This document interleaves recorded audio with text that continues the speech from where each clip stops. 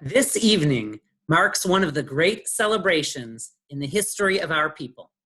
On the seventh day of Pesach, God split the Red Sea and the Israelites came out of Egypt, finally a free nation. Our ancestors danced and sang, Mi chamocha ba'elim Adonai, who can compare to our God?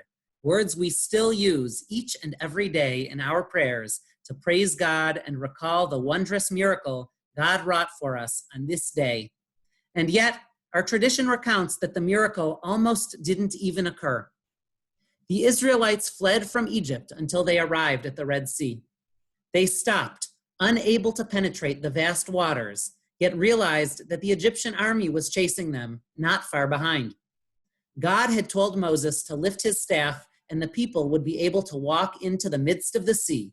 But the people cried out that they had been left to die in the wilderness, not daring step foot into the foreboding waters that lie ahead.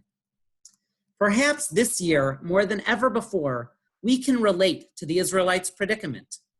Isolated from one another, unsure of the next step to take, unsure of when we will be able to move forward, we might easily feel paralyzed in our current state.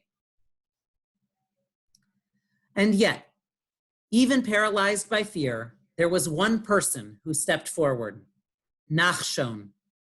With incredible bravery, courage, and an unshakable faith in God, Nachshon put one foot into the sea, then the next. He continued walking until the water covered his ankles, then his knees, then his chest. Nachshon was nearly swallowed up by the water, but he continued to press forward, continuing to believe. And just when it seemed he could not make it any farther, the miracle occurred.